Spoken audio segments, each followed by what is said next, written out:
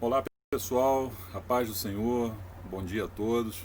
Estamos aqui mais uma vez para compartilhar com os irmãos acerca da palavra do Senhor nessa aula da Escola Bíblica Dominical, desse livro tão interessante e tão rico em tantas experiências que é o livro de Jó.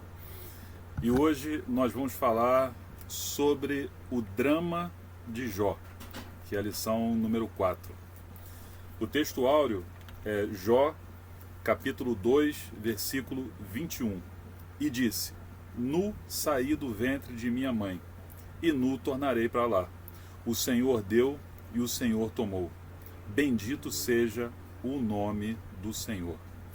A verdade prática: a despeito das grandes provações que se abatem em nossa vida, à luz do exemplo de Jó, devemos permanecer fiel ao Senhor. Leitura bíblica. São dois trechos do livro de Jó. O primeiro é capítulo 1, do versículo 13 ao versículo 22. E depois Jó, capítulo 2, dos versículos 6 ao versículo 8. 1:13. E sucedeu um dia que seus filhos e suas filhas comiam e bebiam vinho na casa de seu irmão primogênito. Que veio um mensageiro a Jó e lhe disse: Os bois lavravam e as jumentas paciam junto a eles, e eis que deram sobre ele os sabeus, e os tomaram, e aos moços feridos ao fio da espada, e eu somente escapei para trazer a nova. Estando ainda este falando, veio outro e disse: Fogo do céu caiu do céu, fogo de Deus caiu do céu, e queimou as ovelhas e os moços, e os consumiu, e só eu escapei para te trazer a nova. Estando ainda este falando, veio outro e disse: Ordenando os caldeus 3 bandos, deram sobre os camelos e os tomaram, e aos moços feriram ao fio da espada, e só eu escapei para te trazer a nova. Estando ainda este falando, veio outro e disse: Estando teus filhos e tuas filhas comendo e bebendo vinho em casa de seu irmão primogênito, e eis que um grande vento sobreveio da além do deserto, e deu nos 4 cantos da casa, a qual caiu sobre os jovens e morreram, e só eu escapei para trazer a nova. E então Jó se levantou e rasgou o seu manto, rapou sua cabeça e se lançou em terra e adorou. E disse: Nu saí do ventre de minha mãe e nu tornarei para lá. O Senhor o deu, o Senhor tomou. Bendito seja o nome do Senhor. Em tudo isto Jó não pecou, nem atribuiu a Deus falta alguma. Jó 2, versículo 6. E disse o Senhor a Satanás: Eis que ele está nas tuas mãos, poupa, porém, a sua vida. Então saiu Satanás da presença do Senhor e feriu a Jó de uma chaga maligna, desde a planta do pé até o alto da cabeça. E Jó, tomando um pedaço de telha para raspar com ele as feridas, assentou-se no meio da cinza. E Jó, tomando um pedaço de telha para raspar com ele as feridas, assentou-se no meio da cinza. Nós podemos dizer que dentro de uma escalada de problemas que se sucederam na vida de Jó, Satanás usou uma estratégia que isso ele faz até hoje. Ele começou destruindo as coisas da vida de Jó numa escala de prioridade. Primeiro, ele acabou com as plantações, acabou com os bois, as ovelhas, os seus servos foram mortos, os seus empregados. Ele fez uma devassa na vida financeira e comercial de Jó. Aí em seguida, ele vem e destrói o que Jó tem de mais importante, assim como cada um de nós, que é a nossa família, os nossos filhos. E Jó tinha 10 filhos, 7 homens e 3 mulheres. Morreram todos de uma vez. E você veja pelo texto que nós lemos agora, a manifestação de Jó vem exatamente depois que aquele quarto funcionário dele veio e disse: o primeiro deu uma má notícia, o segundo outra má notícia, o terceiro outra má notícia, mas o quarto trouxe aquela que nenhum pai quer ouvir, que o seu filho está morto. E no caso dele, os 10, todos os filhos. E o iniciozinho do livro de Jó, você percebe que a família era algo importante para ele. Não era uma família desregrada, não era uma família que era cada um por si, porque vejam, estavam os 10 juntos no mesmo lugar, na casa do mais velho. Você já percebe que eles se davam bem. E no início do livro de Jó, nós podemos ler que ele oferecia holocaustos a Deus, fazia as suas ofertas ao Senhor por cada filho, porventura eles tivessem cometido algo. Embora a gente saiba que cada um tem a sua trajetória com Deus, mas era algo que era comum à civilização naquele momento. Os pais, assim como Jó, que se preocupavam com os seus filhos, eles tinham tanto amor que eles faziam essas ofertas no lugar do filho. Era algo espontâneo do coração dele. Então ele se preocupava com a família, ele amava a sua família. E no final das contas, o que aconteceu? Ele perdeu todos de uma vez. Qual foi a reação dele? Nós acabamos de ler. Ele raspa a sua cabeça, ele arranca o seu manto que estava sobre ele, ele rasga a sua roupa, ele se prostra no chão, ele se joga no chão e adora ao Senhor. E ainda diz mais, que ele saiu nu do ventre da mãe dele e vai voltar nu, ele não vai levar nada. Deus me deu, Deus tomou, bendito seja o nome do Senhor. Esse momento é um momento, talvez que comece ali, foi tudo muito rápido. Você percebe que em um dia ele perdeu tudo. E o ser humano, não só hoje, mas naquela época era a mesma coisa. Talvez hoje mude um pouquinho pela tecnologia, pela velocidade com que a gente já recebe as informações, como tudo chega. Eu me lembro da época que não existia internet. Você lia as coisas no jornal. O jornal era algo que acabava nas bancas. Às vezes você precisava de algo que você sabia que ia estar na edição do jornal do dia seguinte, você tinha que comprar cedo, porque acabava. Hoje, algumas pessoas compram jornal, eu não sei nem exatamente, talvez por costume, a pessoa gosta ali de folhear o jornal, mas é muito mais rápido você abrir um site de notícias daquele próprio jornal onde você busca o que você quer. Todas essas facilidades agilizam a sua vida. Então eu percebo claramente quem é da minha geração, né, eu faço 50 anos esse ano. Então eu peguei essa parte da vida onde as coisas eram mais lentas, os dias eles pareciam que demoravam mais, porque você conseguia fazer mais coisas. Às vezes você terminava as suas tarefas e você ainda estava no meio da tarde ou ainda tinha a noite toda. Hoje não. Hoje nós temos 30 coisas para fazer e você não chega no final do dia, você não fez a metade. Então são situações diferentes, são momentos diferentes. Só que uma coisa não mudou. Aquele homem recebeu todas aquelas notícias de uma vez só. Um após o outro, eles foram chegando e dando a notícia de desgraça financeira, desgraça familiar. Aquilo foi uma avalanche na mente daquele homem.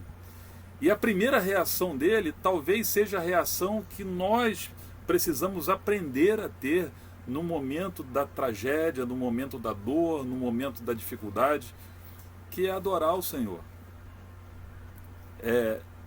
É aquele que pode trazer a resposta ou trazer o consolo, que em muitos casos é a única coisa que a gente precisa, é o consolo, porque não dá para fazer mais nada. não tem mais nada a fazer. A gente só precisa do refrigério vindo da parte do Senhor. Aí em seguida, Satanás, ele, daquela forma ardilosa com que ele agia e age ainda hoje, chega para Deus e fala: olha, ele perdeu tudo, mas quer saber? Se ele não tiver a saúde dele, ele vai pecar.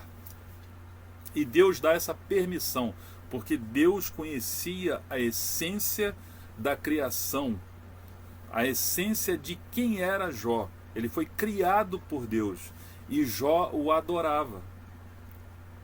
Aí a última forma, aliás, a penúltima forma do ataque do inimigo na vida de Jó. E eu vou explicar já já, porque essa foi a penúltima. Ele teve o seu corpo coberto de furúnculos, de chagas, e ele foi para o meio da cinza com um caco de pedra, de telha, para raspar, porque ele não tinha mais o que fazer. Aí, a última fronteira que precisava ser derrubada na vida de Jó era a fronteira da mente, era o psicológico dele.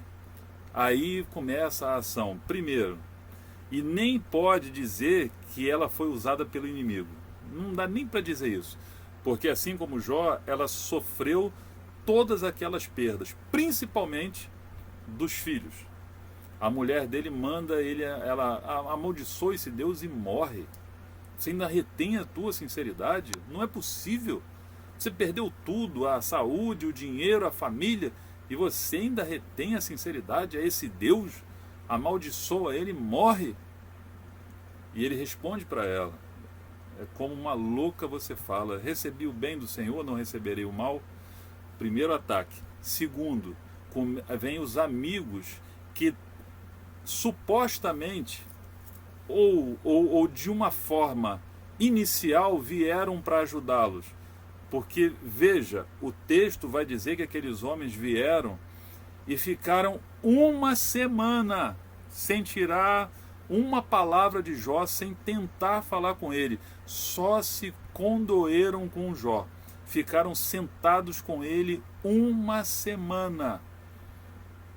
Eles tinham um sentimento bom e próximo a Jó. Eles não estavam ali obrigados, eles não foram pagos para fazer aquilo. Eles gostavam de Jó. Só que o fato de gostar dele e de serem amigos não os impediu de serem, sim, usados pelo inimigo contra a vida de Jó. Porque aqueles homens acusaram Jó o tempo todo. Eles queriam que Jó reconhecesse, e ele não podia fazer isso, de que o pecado que estava nele era a causa de tanto problema. Não é possível você perder tudo assim de repente. Isso é castigo. Isso é castigo. Não pode ser. Era o que aqueles homens falavam para Jó.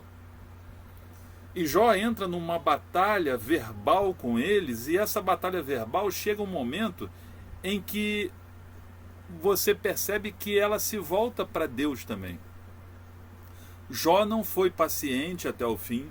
Jó não foi o baluarte da fé o tempo todo. Não foi. E do capítulo 3 em diante, até o final, até ali o 41, 42, a gente percebe isso, que ele brigou com Deus várias vezes. Ele chegou ao ponto de amaldiçoar o dia que ele nasceu, que um aborto era melhor do que ele. Ou seja, ele teve vários embates com Deus. Quem nunca debateu com Deus? Quem nunca brigou com Deus? Quem nunca colocou Deus na parede cobrando alguma coisa? E eu não digo aquela cobrança de fazer prova com Deus. É diferente. Você fazer prova com Deus é um ato de fé. Cobrar é outra. Como se nós tivéssemos a prerrogativa e o direito de cobrar alguma coisa àquele que nos deu a vida, aquele que cuida de nós, aquele que fez primeiro por nós. Então, nós não temos nenhum direito de cobrar. Mas quem de nós nunca cobrou a Deus? Quem de nós, num momento de profunda tristeza ou de um profundo pavor perda que se aproxima, ou pela tragédia que está anunciando que vai chegar. Quem nunca fez isso? Só que Jó, ele, como um homem natural, um homem com qualidades impressionantes, impressionantes, é algo que a gente não pode nunca deixar de destacar. Em nenhum momento a gente pode depreciar quem foi Jó, até porque a gente não pode esquecer que ele mereceu estar na Bíblia Sagrada, nesse livro que atravessa as gerações, os séculos, e vai ser o nosso norte até a volta do Senhor, ou até nós sermos recolhidos. E ele mereceu esse destaque, esse status, de uma das maneiras mais difíceis, porque foi Deus que colocou ele na prova. Comece lendo o livro. Assim que terminar essa lição, pegue a sua Bíblia e vá lá no Jó capítulo 1. Estavam os filhos de Deus reunidos e entre eles Satanás. Deus chega para ele e pergunta: de onde você vem? Aí ele responde que estava rodeando a terra, dando uma volta, né, tentando ali ver o que ele conseguia fazer, quem que ele podia matar. Era o que ele estava fazendo, como ele faz até hoje. Aí Deus pergunta para ele assim: você já viu meu servo Jó? Você já reparou como é que esse cara é bom? Foi Deus que colocou ele naquela prova, porque Deus sabia quem era Jó. E isso é algo que nós temos que buscar com todas as nossas forças, que Deus reconheça em nós quem nós somos. Quem nós somos? Nós somos a coroa da criação, nós somos a obra-prima da criação, e Deus nos conhece de forma particular. Só que a gente tem que buscar de todas as formas ser aquele que Deus percebe alguma coisa a mais. Não digo isso como maneira de ser melhor do que ninguém, não, é para Deus. É para que Ele veja em nós, assim como Ele viu em Jó, uma fé tão grande, um amor tão grande, um desprendimento tão grande, que Ele permitiu que Jó passasse por aquilo tudo. E dando seguimento aqui à lição, que nós estamos aí já com quase 20 minutos, ainda estamos na introdução. É uma verdadeira aula de escola bíblica, como se nós estivéssemos na igreja. Porque normalmente a gente começa, e lá pelo meio da aula que a gente começa a avançar um pouquinho. Então vamos dar seguimento. A introdução. A aprovação de Jó fez com que sua vida se tornasse um verdadeiro drama. Nem mesmo os mais aclamados cineastas seriam capazes de dramatizar algo semelhante. Da condição de homem mais rico e admirado do Oriente, ele tornou-se não apenas um pobre moribundo, mas na visão dos seus amigos um pecador revoltado e arrogante. Foi o que nós falamos agora há pouco.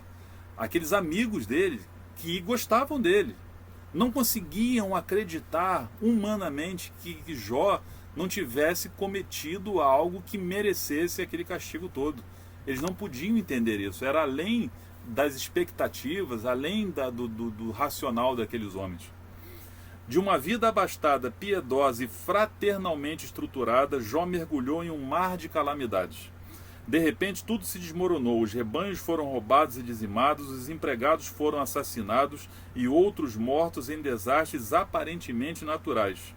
E os filhos, seu bem mais precioso, morreram. Cenas difíceis de esquecer. Refletir sobre como Jó reagiu a tudo isso é o objetivo dessa lição. O autor, ele faz um apanhado aqui, e nós falamos um pouquinho já, então a gente não vai se prender muito nesse tópico 1, porque aqui ele fala sobre a tragédia da natureza econômica de Jó. Primeiro, o autor da lição, ele faz uma reflexão de quem era Jó. O homem mais rico do Oriente, consequentemente o mais admirado, que tinha mais empregados, que tinha mais ovelhas, mais bois e juntas de bois que por si só você já presume, e ele tinha camelos também, que os camelos na verdade só serviam para transporte. Então é fácil fazer você presumir que Jó, além de animais, ele também era um agricultor. Essas juntas de bois eram usadas naquela época exatamente para lavrar a terra. E os camelos transportavam o produto que era produzido nas suas, tanto nos seus rebanhos quanto nas suas plantações. Ele tinha pastagens, tinha terra agricultável, e tudo que você poderia gerar dessas duas fontes, Jó tinha. Então, realmente, e o autor, em algum momento aqui do tópico 1, que a gente vai pular um pouquinho para ganhar tempo, o autor ele faz uma comparação a um grande industrial de uma época nossa, aquele industrial que tem várias empresas, que tem milhares de funcionários, que, sabe, ataca em várias áreas. Ele começou com um mercadinho e o tempo foi passando, os anos foram passando, ele foi crescendo, e de mercadinhos ele já tem várias lojas, montou um supermercado, 2, 3, 4, 5, no final ele já tem uma rede de lojas e uma rede de eletrodomésticos. Então ele conseguiu, ao longo do tempo, ele foi criando uma cadeia produtiva de várias coisas diferentes e trabalhando com elas de maneira próspera, porque Jó era próspero e um dos homens mais ricos da sua época. E ele fala aqui também sobre o ataque do diabo na esfera comercial, porque ele destruiu tudo que ele tinha, os bois foram embora, foram mortos, foram roubados. O ataque do diabo na esfera do campo, porque se ele levou as suas juntas de bois, não tinha mais como lavrar, os empregados foram todos mortos, porque em cada local desse que Jó tinha os seus negócios, o que nós lemos agora há pouco, do versículo 13 em diante, do capítulo 1, fala que só sobrou um. Só eu sobrei. Esses homens falam isso. Só eu sobrei para vir aqui te contar a desgraça.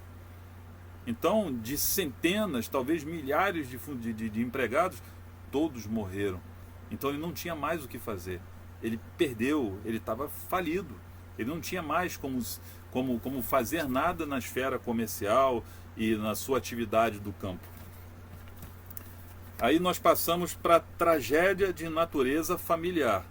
Primeiro, o diabo atacou a vida financeira, porque toda a riqueza que ele tinha, tirando as terras que não conseguiram roubar naturalmente, mas a terra sem ser utilizada não serve para nada. Hoje até vale alguma coisa, mas naquela época, se a terra não podia ser lavrada, se ele não tinha o que fazer, se ele não tinha os animais ou as plantas que seriam cultivadas ali, não servia de nada, só para ser vendido como um terreno para quem tivesse as condições de executar o serviço. Primeiro foi o ataque financeiro. Aí segundo, vem a tragédia de natureza familiar. A tragédia que se abateu, nós estamos no tópico 2, filhos. A tragédia que se abateu sobre Jó foi de fato catastrófica. Ele perdeu em um só dia seus 10 filhos de forma calamitosa. O texto sagrado diz: estando teus filhos e tuas filhas comendo e bebendo vinho em casa de seu irmão primogênito, eis que um grande vento sobreveio da além do deserto e deu nos 4 cantos da casa, a qual caiu sobre os jovens e morreram. Não haveria nada mais trágico do que esse acontecimento. Perder um filho é calamitoso, mas perder todos de forma inexplicável é nefasto, ou seja, destruidor, é terrível, não tem como quantificar isso. Aí, dando seguimento à sua tragédia familiar, primeiro ele perde o que ele mais ama, que são os filhos. Aí a esposa diz aquela frase, né? Amaldiçoa o teu Deus e morre. A frase é uma das mais chocantes do livro. Talvez por isso seja objeto de várias explicações. Muitos autores tentam suavizá-la quando a interpreta como sendo uma ironia feita pela esposa de Jó. Nesse caso, ela de fato estaria dizendo: você continua aí com sua fé enquanto tudo desmorona? Por que tudo isso? Desde lutar por isso é aceita e morra. Outros procuram atribuir um sentido ao texto ao qual ele não tem.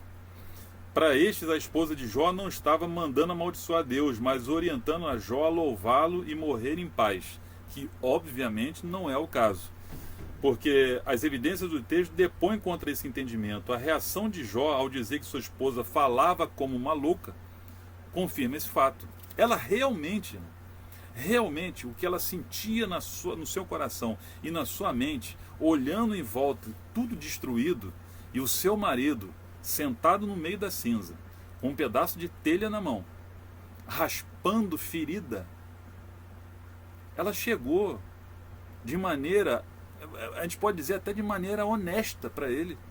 Ela não foi lá: ô meu bem, vamos começar tudo de novo, né? Fica calmo.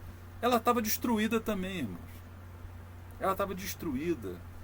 Não pode se dizer, tanto é que o texto nem dá muita ênfase, não se fala mais nisso, só no final, porque esta mesma esposa dele, Deus não deu outra mulher para ele.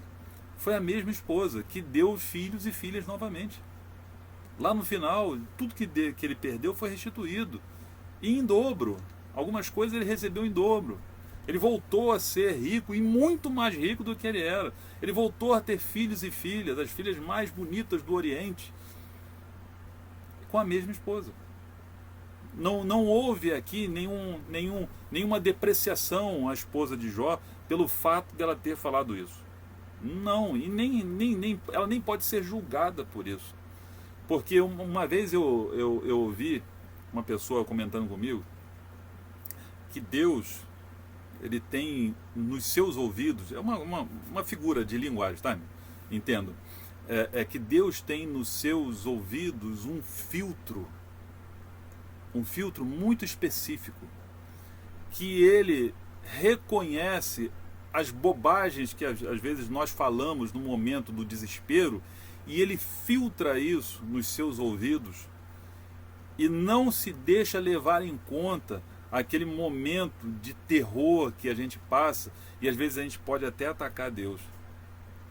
Agora, para pensar, um Deus que filtra as besteiras que eu possa falar, ou você possa falar em algum momento, é um Deus que nós merecemos ter como Deus? Não. Isso é muito mais do que a gente merece, irmão. A verdade é essa, é muito mais do que a gente merece. E glória a Deus por isso. Glórias ao Senhor. 3. O terceiro fato: o vento soprou sobre a família, o vento forte soprou sobre a família de Jó, devastando-a. Ainda hoje, fortes ventos continuam a soprar em famílias inteiras. O resultado desses ventos é a degradação familiar, divórcios, drogas e etc. A exemplo de Jó, o crente deve se refugiar em Deus. É preciso que a família abra a Bíblia em sua casa e busque ao Senhor em estudo e devoção. O tópico 3 da lição fala sobre o que nós agora há pouco comentamos sobre a última fronteira que foi atacada na vida de Jó, que foi a tragédia de natureza psicológica. Primeiro, a física, né? O diabo toca na saúde de Jó. Número 2, o texto sagrado diz que o diabo feriu a Jó de uma chaga maligna, desde a planta do pé até o alto da cabeça. Tratava-se de uma doença extremamente maligna, capaz de provocar um grande sofrimento a Jó, a ponto dele se sentar nas cinzas e pegar um caco de barro para com ele raspar as feridas. Essa era uma prática que o homem antigo adotava quando se via cometido de uma grande desgraça.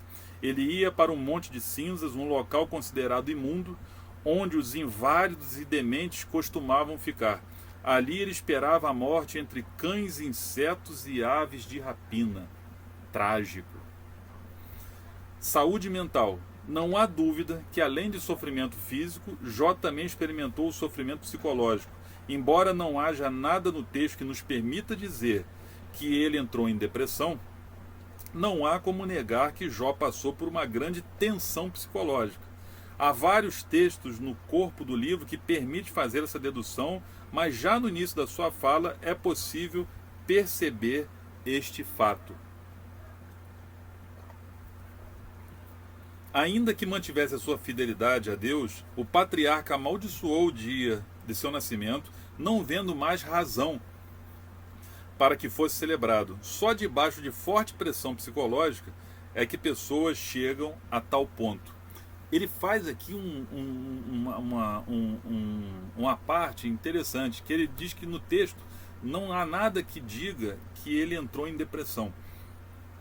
Diferente do que nós já estudamos, e é um texto muito rico também, que fala sobre Elias. Porque Elias é um caso muito específico quando nós falamos de depressão. Você que já estudou sobre o livro sobre Elias, sobre o livro de Reis, e várias outras passagens, fala que ele, depois de um mover tão absurdo do poder de Deus através da vida dele, onde 850 profetas de Baal e Aserá, 400 de um e 450 do outro, foram mortos. Ele venceu só com a sua intimidade com Deus. Ele venceu aqueles homens.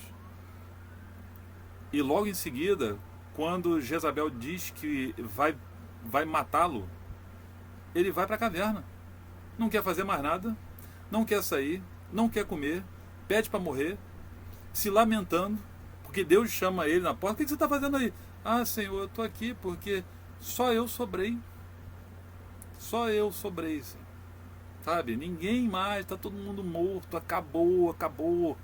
Olha, aquele homem que tinha experimentado um mover tão sobrenatural de Deus, em seguida, porque isso foi sequencial, não foi 10 anos depois não, foi questão de dias. Esse homem vai para uma caverna e pede para morrer. Aí quando Deus dá aquela chacoalhada nele e fala assim: presta atenção aí, meu filho, as coisas que eu já fiz através da sua vida não terminaram ainda. E outra coisa, não vem com esse papo de que só você não. Tem 7.000 que não dobraram o joelho ainda. Então vai lá, vai ser 7.001 com você. Para de chorar, para de se lamentar, porque eu continuo contigo, eu continuo na briga. Então é um caso que nós traçamos como sendo realmente algo depressivo da parte dele. Mas Jó não. Jó, ele entrou numa contenda com Deus. Foi diferente. Ele brigava primeiro com aqueles homens que eram os amigos dele, e ele discutia com eles a todo momento, e depois ele brigava com Deus de maneira veemente. Ele pedia, fala assim: vem cá, eu quero falar contigo. Eu tenho o direito. Ele expressava de uma forma tão raivosa em alguns momentos que ele falava: eu tenho o direito de me sentar em frente ao juiz para saber por que eu estou sendo condenado desse jeito, porque isso é uma condenação. Eu fui condenado a sofrer. Eu não tinha motivo para isso. Então, realmente ele teve uma característica ali que nós podemos também entender que era algo que foi trabalhado por Deus na vida dele, porque seria muito natural que esse homem realmente fizesse aquilo que a mulher dele mandou ele fazer. Seria muito natural, irmão. Um homem que perdeu os 10 filhos, a fortuna, a saúde, que mais que ele tinha para perder? Que motivos ele tinha para acordar todo dia novamente, depois de perder isso tudo? Recomeçar? Tem que ter uma força mental absurdamente, grande, extraordinária. É um negócio que só Deus pode explicar, só Deus pode talhar na mente das pessoas e daqueles que o servem. Então, nós falamos aqui sobre a saúde, a tragédia na natureza física e na natureza psicológica. A síntese do tópico 3. Além de perder bens e familiares, a tragédia atingiu a saúde física e mental de Jó. Nessa lição, a gente está falando especificamente e foi o título dessa lição, o drama de Jó. Nós não vamos, em algum momento, nas lições que seguirão essa revista, nós vamos chegar na redenção de Jó. Mas até que isso aconteça, a gente precisa entender todos esses detalhes que se sucederam na vida desse homem. E como ele chegou ao final do livro, da narrativa sobre a vida dele, tendo de Deus um refrigério tão grande que algumas coisas foram restituídas em dobro para a vida dele. E como isso decretou a derrota de Satanás sobre a vida de Jó. Eu gosto desse livro porque ele retrata de uma maneira assim bem didática momentos que são comuns, eu acho que a quase todos nós. Não, se eu disser para você que eu conheço alguém que perdeu 10 filhos, não conheço. Mas, honestamente, a perda de 1, 2 ou 10, você só está multiplicando o terror. Então, a gente vê isso de forma muito próxima. A gente já passou, cada um de nós, os seus momentos de privação ou provação financeira. Alguns de nós podem ter perdido tudo, e nós já vimos isso acontecer, e Deus restaurar. Sabe, nós já brigamos com Deus, eu já fiz isso, e no momento em que as coisas se resolveram, no momento em que a tragédia que eu achava que ia chegar, ela se dissipou e foi embora, a vergonha que eu sentia das coisas que eu falei, sabe, eu não xinguei, eu não fiz nada disso, mas só o fato de eu ter brigado, perguntado para ele onde ele estava, porque eu fiz isso, eu perguntei, Deus, onde você está? Como se eu tivesse o direito de fazer isso. E quando tudo acabou, aquilo me deu um constrangimento, sabe, me deu uma vergonha. E quem de nós, em algum momento, não se colocou dessa forma, em rota de colisão com Deus, e depois viu que não precisava, bastava ter continuado firme? Só que nós somos humanos. Assim como Jó era humano, nós somos humanos também. Assim como Jó amaldiçoou o dia que ele nasceu, nós temos os nossos dias que, se a gente pudesse, a gente nem levantaria da cama. A gente gostaria que a gente pudesse simplesmente desligar o botão, dormisse de novo e acordasse no outro dia para ver se o problema sumiria. Só que problemas não desaparecem. Problemas, eles são para ser resolvidos. Ou pela nossa força, alguns eu tenho que resolver, e Deus nos mostra isso de maneira muito clara, e outros nós dependemos exclusivamente de Deus. Nós precisamos entender que a nossa força não vai resolver, vai ser a nossa fé, vai ser o nosso ânimo renovado a cada dia, vai ser a nossa disposição em servir a Deus, vai ser a nossa vontade de continuar marchando, assim como Moisés disse, diga ao povo que marche, e a gente precisa continuar marchando. Aí sim, a gente vai avançar, sabendo que algumas coisas eu resolvo, outras não. Outras eu preciso de uma manifestação divina. E essas coisas elas acontecem através muitas e muitas vezes. A velocidade com que isso vai acontecer depende exclusivamente de nós, de quanto nós nos colocamos, de quanto ele reconhece em nós, assim como reconheceu em Jó, que aquele homem não ia cair. Deus tem que reconhecer em cada um de nós que nós não vamos cair, nós não vamos nos abater com as coisas que estão acontecendo ao nosso redor. O ser humano ele tem uma capacidade que é muito interessante, mas que ela pode ser muito perigosa. O ser humano ele é muito resiliente. A resiliência é aquela característica que nos torna, sabe, insistentes, sabe? Vem uma pancada de um lado, você se ajeita, você toma uma pancada do outro lado, você se ajeita, vem alguém, tenta te derrubar, você, sabe, dá uma tropeçada, mas não cai, ou se você cair, você levanta, sabe? Você não desiste. Mas essa pode ser uma característica perigosa, se nós acharmos que isso é algo que vai resolver todos os nossos problemas. Não vai. Alguns problemas a gente precisa entregar na mão de Deus, na mão do Senhor, para que Ele resolva por nós. Vai ser difícil? Vai, claro que vai. Vai ser doloroso você, às vezes, querer resolver alguma coisa e ter a certeza de que aquilo você, mesmo querendo, você não vai resolver, com certeza. Mas a gente precisa crer que no final, assim como Jó teve a sua vida restaurada, a sua família, os seus negócios, a sua vida financeira, a sua vida, a sua família, o seu psicológico, o seu físico, teve tudo restaurado. Tudo. Não foi pela metade. Foi até mais do que ele tinha.